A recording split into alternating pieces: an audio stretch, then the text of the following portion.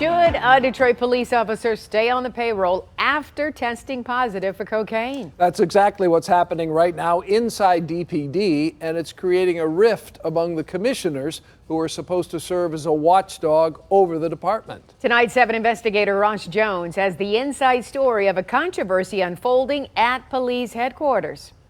Wearing this badge is an honor. It's an honor and a privilege. It is absolutely not a right.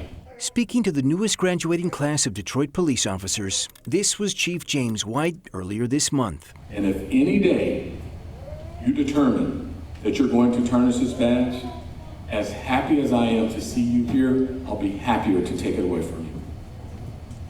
Because this is important.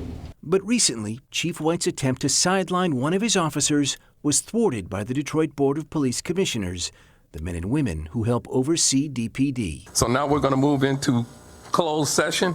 It unfolded at this meeting from August 4th. During closed session, board members were told of an officer who recently tested positive for an illegal substance.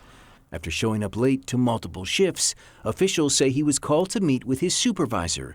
And during that meeting, we're told, the officer disclosed an addiction to the prescription drug Adderall. He was ordered to take a drug test. But what it revealed was much more serious than Adderall.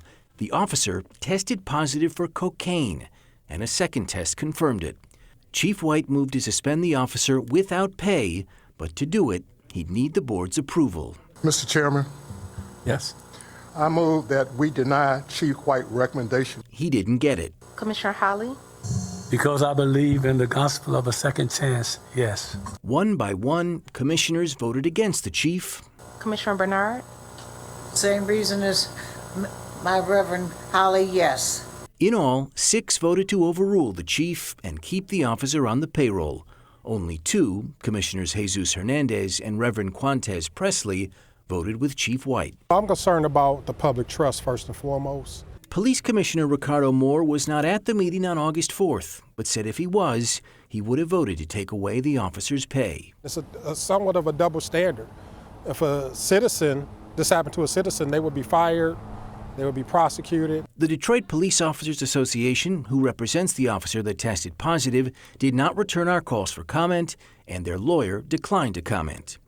Tonight, that officer is not on the job, but remains on the payroll. What the public think if they know that the board is rubber stamping cocaine usage in a sense?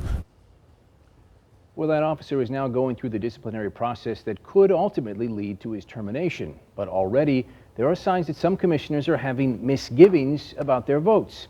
I spoke with Commissioner Jim Holley by phone. He had voted to keep the officer on the payroll, but now tells me that may have been a mistake. He and other commissioners will have a chance at a do-over because the chief's office plans to come to the board again next week to try once more to take the officer's pay while he's suspended. Carolyn? We know you're going to follow it. Thank you so much, Ross, as always.